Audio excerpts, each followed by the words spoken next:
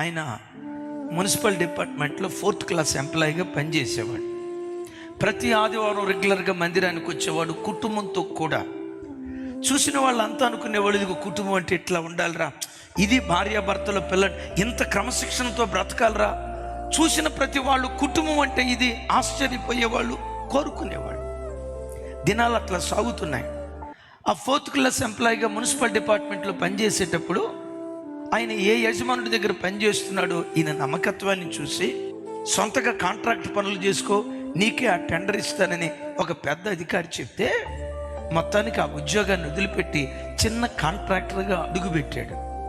నమ్మకంగా బ్రతుకుతున్నాడు. అంచెలంచెలుగా ఆశీర్వదించబడ్డాడు. ఒకప్పుడు అద్దె గృహంలో బ్రతికే ఈ వ్యక్తి, రెక్కాడినా డొక్కాడని పేద పరిస్థితి అనుభవించిన ఈ వ్యక్తి అదే పట్టణంలో దరిదాపుగా 10 సొంత గృహాలు కొని అద్దెల మీద బ్రతికే స్థితిమంతుడిగా మార్చబడ్డాడు. తను ఏ మున్సిపల్ డిపార్ట్మెంట్లో కాంట్రాక్టర్గా పనిచేస్తున్నాడో అక్కడ ఒక తప్పుడు త్రోవకు వెళ్ళిపోయాడు. ఎప్పుడైతే డబ్బు పెరిగిందో మందిరానికి క్రమంగా రావటం కాస్త తగ్గింది. అంతకుముందు ప్రతి ఆదివారం, ప్రతి బుధవారం, ప్రతి శనివారం మందిరానికి వచ్చేవాడు. ఇప్పుడు ఆదివారం ఒక్కరోజే రావటం ప్రారంభించాడు. ఇక తప్పుడు త్రోవలకు ఎప్పుడైతే వెళ్ళటం ప్రారంభించాడో బలారాధనకు ఒక్కరోజే రావటం ప్రారంభించాడు. మెల్లిగా 2-3 సంవత్సరాల పాటు దేవునికి దూరమై చీకట్లో బ్రతుకుతున్నాడు.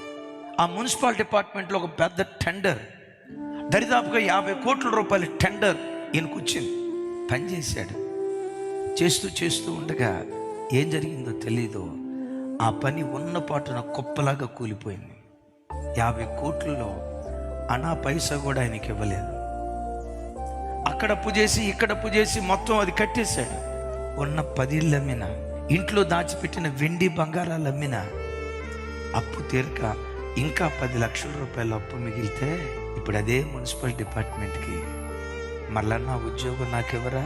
దైవజనమా, ఒకప్పుడు సూట్ కేసుల నిండా డబ్బులు పట్టుకొని వచ్చిన ఆయన మొద్దన్నం కోసం వెంపర్లాడుతున్నాడు. యవన బిడ్డలారా, ఏ చెడుతనానికి చోటిచ్చిన తస్మా జాగ్రత్త. ఒకవేళ నువ్వు అనుకుంటున్నావు, నాకేం సార్ పెద్ద చదువుకున్నా, నాకేం సార్ సాఫ్ట్వేర్ ఇంజనీర్ సార్, 2 లక్షల రూపాయల జీతం సార్, 3 లక్షల రూపాయల జీతం సార్, నేను పెళ్లి చేసుకుంటే 2 లక్షల రూపాయల జీతకైతే నాకు దొరికింది సార్, నాకేం పూల రంగంలాగా బ్రతుకుతాను సార్ అని అనుకుంటూ చెడుతనంలో బ్రతికితే దేవుని వాక్యం ఉంటుంది, దేశ నివాసుల చెడుతనమును బట్టి సత్తువ కలిగిన భూమి చవిటి పరగా మారిపోతుంది.